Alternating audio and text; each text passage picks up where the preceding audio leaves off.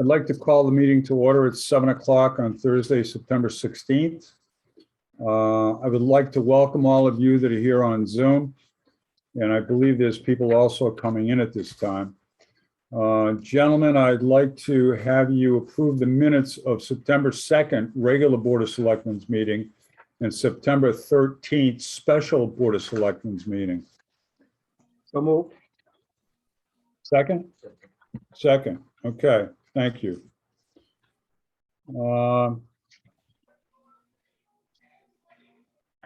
Next, I'd like to warn of a special town meeting.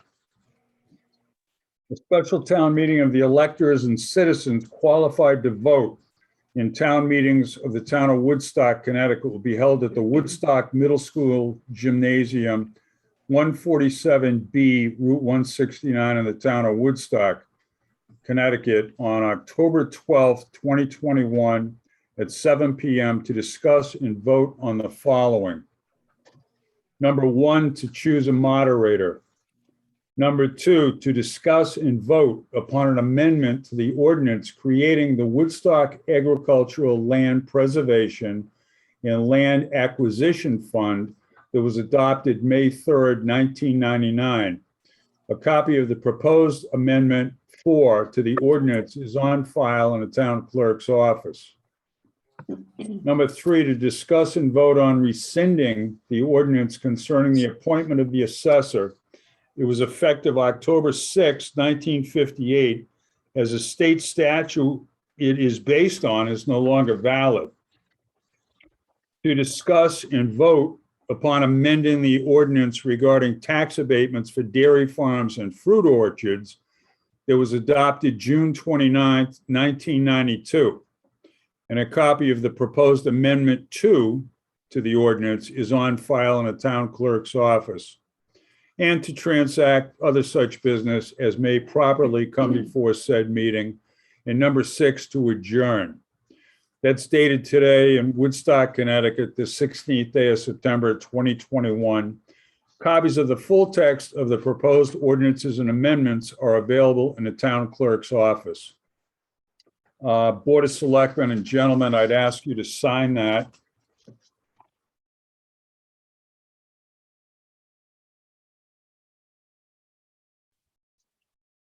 And you can pass it over to him.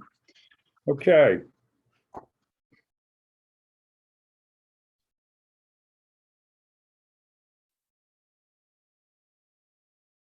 One of the things, just to give you some details on amending the open space ordinance. Section 3 that I mentioned is alternates may fully participate in meetings and deliberations whether or not the regular member representing their commission or agency is present, but may only vote in the absence of such regular member. We're rescinding the assessor ordinance, and that is out of date, and the state statute is no longer valid. And that was effective October 1st, 2010. And amending the tax abatement ordinance, we're replacing dairy farms and fruit orchards with qualifying farms. So we're expanding that. And it will define what qualifying farms are.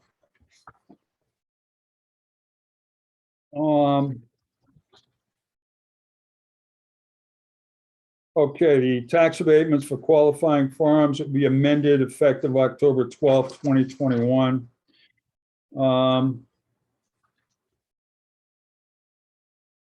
Speaking of qualifying farms, it talks specifically about 1, dairy farm, 2, fruit orchard, including a vineyard for the growing of grapes for wine, 3, a vegetable farm, 4, a nursery farm, 5, any farm which employs non-traditional farming methods, including but not limited to hydroponic farming.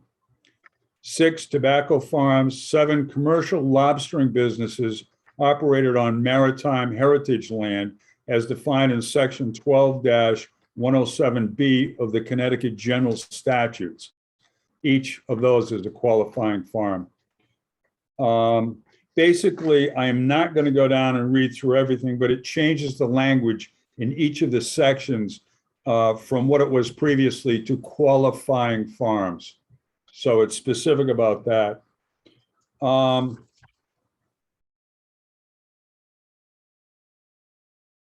I already mentioned what the numbers of what it specifically talks about.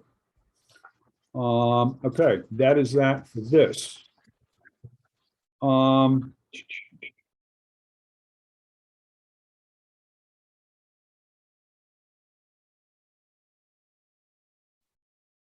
Okay, American Rescue Plan update. And I think, if I may, I'm going to turn this over to Karen. Gentlemen, in your package, you have specifics about that. So, Karen. Good evening. What I'm about to update tonight is just a very simple outline and overview of the American Rescue Plan Act of 2021, which was implemented into law on March 11th, 2021 by President Biden.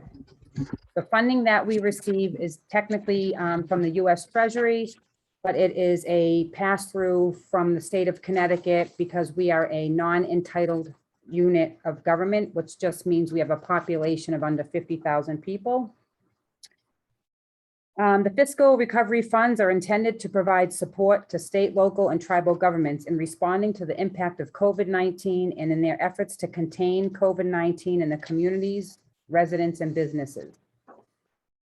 Our share of the American Rescue Plan funding is approximately $2,325,578. We have received the first payment of two. So far, Woodstock has received approximately 1.162 million. That is set aside in a restricted special fund. It is not part of the general fund. And we should be getting the second payment approximately 1 year later, which should be sometime around June of 2022. The funding of COVID-19 from this American Rescue Plan is for any type of COVID-related expenditures beginning March 3rd of 2021 and for future planning. So anything prior to March 3rd of 2021 is not eligible under these funds. And we have until December 31st of 2024 to actually obligate the funds. But we have until December 2026 to spend the funding, and whatever we do not spend would have to be returned to the U.S. Treasury. Eligible uses of these funds, these are just specific categories. There's a 152-page interim final ruling from the U.S. Treasury, which is on our website, including some frequently asked questions and a Federal Register Volume 86, number 93. All of that is on the Town of Woodstock website if anybody is interested in wanting to read those. So first of all, we can support public health response to contain and mitigate the spread of COVID. We can address negative economic impacts, which include assistance to households, small and nonprofit businesses, and aid to impacted industries such as tourism, travel, and hospitality through grants and loans. There's also a calculation for the town to recover from revenue loss, which we are currently working with our auditor, Mahoney Sable, to calculate if there's any loss in revenue for the town. If it is identified that there was a revenue shortfall, local governments have a broader latitude in the use of the funds to support local government services. These funds can also be used for making needed investments in water, sewer, and broadband infrastructure. And funding may be transferred to special purpose units, which would be considered basically a sub-recipient, such as, fire departments, social services, or things of that nature. Non-eligible uses, which are also in the interim final rule, we cannot use it to pay down any unfunded pension. We cannot use it to match grants. We cannot use it to pay current principal or interest payments on bonds or debt. We cannot put it in a savings account as a rainy day fund, and we cannot use it to offset taxes. The funding may also be used to hire either a program administrator and consulting services to help implement the program. Under this particular American Rescue Plan Act of 2021, municipalities are required to do reporting directly with the U.S. Treasury. Luckily enough for us, Woodstock is non-entitlement, and therefore we only have to report once per year, which is due October 31st, and that is for a project and expenditure report. We were not required to file the interim report by August 31st, and we do not have to complete the recovery plan performance report. Currently, under Woodstock's plan, Jay Swan and myself have been spending the past 5 or 6 months talking about this on pretty much a daily basis. We've been utilizing our resources, such as CCM, working with our auditors, NECOG, which is our regional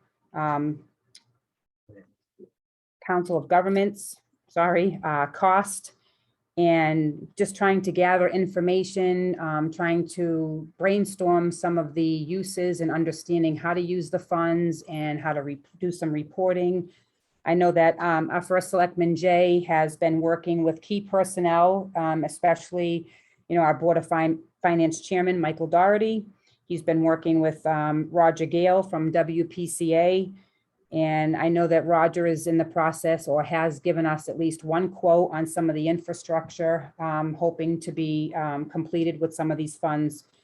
But we've also been working with emergency management, fire departments, Woodstock Fire Protection, our fire marshal, and we recently sat down and spoke with a representative, Ann Miller from Teague, to see how we could possibly help serve some of the residents with more social services. We're constantly taking, or watching webinars and that type of stuff, just to try to stay up to date and checking the website and things of that nature with the U.S. Treasury to try to give everybody the most updated information as we understand it at this time. And myself and business manager Janice Thurlow for the Board of Ed, we've been working with our auditors, and they, again, as I mentioned earlier, they're in the midst of calculating revenue recovery. So once we have that information, hopefully we'll have that by October 12th when we have an open public forum, and I can, further explain that. And I think at this time, one of the things that we just want to mention to people is, in order to get the most accurate update of information and a better understanding, we have a list on the website of resources that people can use on how to hear more or learn more about the American Rescue Plan. And I think one of the most important is, please go to our website. That's www.woodstockct.gov. There's going to be information on the American Rescue Plan. Also, a really good way to know your government and to understand how some of these funds can be used is we ask people, please join a Board of Selectmen or Board of Finance meeting. We're going to be talking about this in both meetings, I would say probably every month for the next 4 years during this whole process. When we have updates or further information, we may post it in the Shopper's Guide in the Woodstock Villager. There may be times we put it on Winnie, and you can either listen live if it's live, or you can follow them on Facebook. The town also has a Facebook page where our office manager, Crystal Adams, updates pretty frequently. Feel free to call the First Selectman's office. And we also have a email dedicated to the American Rescue Plan. And we welcome people to send an email and, ask questions, inquire, make suggestions. Those are things that we can follow up on and perhaps answer a wide variety of questions at once instead of individually. And the last thing I have to actually report before questions is the Board of Selectmen will be hosting monthly Zoom meetings on the third Thursday of each month, and that will be when we'll be having discussions and updates on the American Rescue Plan. And there will also be an open public forum on Tuesday, October 12th at the Woodstock Middle School. This will be immediately following the special town meeting, which will begin at 7 PM. And this will be located at the Woodstock Middle School Gymnasium. And I believe that this meeting will be hybrid, which will mean it will give option in person and Zoom. Yep. So if anybody has any questions, Let's, if there's questions, if you could hold them until we get to the Okay, public that's fine. comment. Yep. Because we have other things we have to cover. The other thing too is here being on Zoom tonight. We had mentioned this at previous meetings, but again, this is our intent to get word out to people, because I know a lot of times folks, we've gotten away from Zoom, but a lot of times people can't make our meetings. So this way it's recorded. If people want to find out what was discussed specifically with ARP funds, you can go on and watch it at your convenience. So that's what we want. And then if you have questions, you can either call us or you can go onto the dedicated site and send questions in. Okay, tax rebates, none. Very happy to report. Correspondence announcements. We have a Veterans Stand Down event, September 22nd and 23rd. That's going to be at Rocky Hill, but the local one is going to be at Quinebaug Valley College on Friday, September 24th from 8 to 2. And we're going to be posting that on our website and Facebook page. We have a flu shot clinic. It's going to be Thursday, October 7th from 10 to 12 here in the town hall in the lower level. That's sponsored by the Woodstock Agent for the Elderly, Sue Connor, and also Stop and Shop. We have Teague. These also will be posted, so don't worry about writing them down. Teague mobile market dates, Thursday, September 23rd, 1 to 2 here. Tuesday, October 5th, 10:30 to 11:30 here. And then Thursday, the 21st, from 1 to 2 p.m. here. There's a fundraiser, Teague, sponsored by the Thompson Lions Club on September 26th from 8 to 10. And it's their 4th annual Steps for Shoes. And that's going to be at the Thompson Speedway track. And it's walk, run, or bike. All this information is on the website, Facebook page. One thing I want to mention is our town website, we did a study this afternoon, as a matter of fact, and we've got over 5,100 people, users that go to our town website and Facebook page. And it was accessed, this is the website accessed over 7,400 times in the last month. So there were those that say, God, who goes there? That many people go there. Facebook page has reached over 12,000 people in the last month. Now there's 2 different sites, okay? But this is the town Facebook page. 12,000 people in the last month, and it has 53 new page likes. And I think that's people that visited it, they liked it, so chances are they're gonna come back. Our posts were liked, commented on, and shared over 2,000 times in the last month. And there's 800 regular customers, if you will, that follow the Town of Woodstock Facebook page. One of the things, Diane Miller, I'm glad you're with us. And the reason I'm glad, and I've been looking for you, I know that we can't all make every meeting.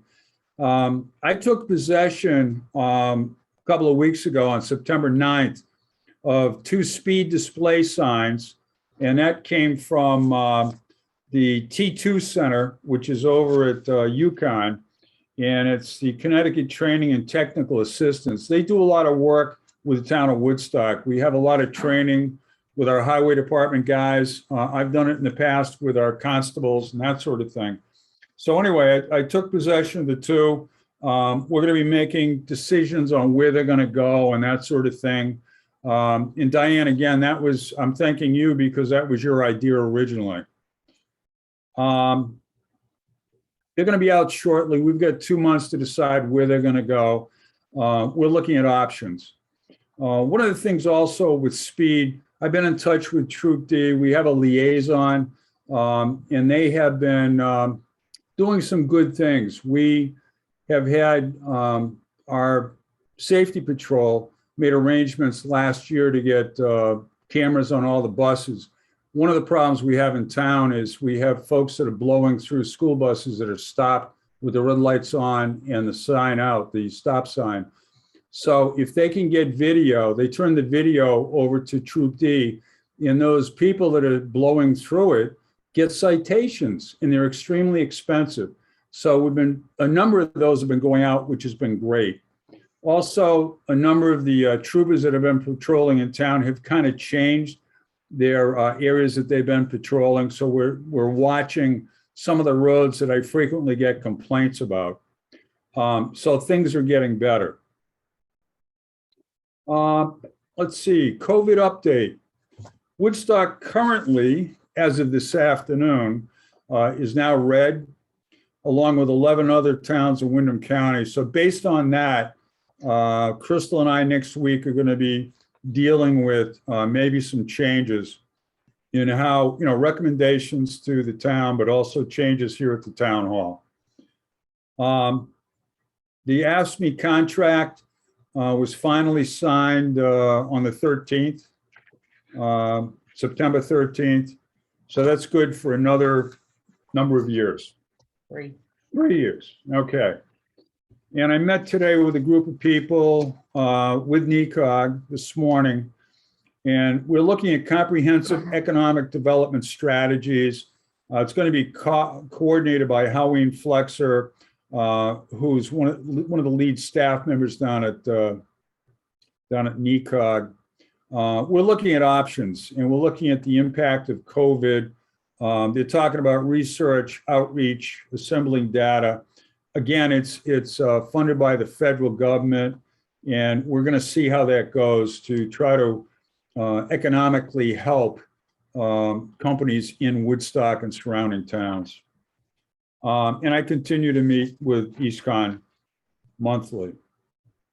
Okay, public comments. Oh, please, somebody say something. I've spent all afternoon preparing for this. We have colored things. Oh, yes, sir. Yes, sir. Barry. Yes, I just want to thank the board for putting on a meeting at this time. I think it's very important to get the information out about the Recovery Act. I think there's a lot of maybe people confused about it, or some misinformation floating around. And I appreciate you making it at a time where, working folks or whatever, people have an opportunity to join in and learn about it. I know you've been doing a lot of work on it, so thank you. Thanks, Barry. It's me, Diane. Yes. I'm excited that you went ahead and secured the signs that we had talked about, and thank you very much. You're welcome.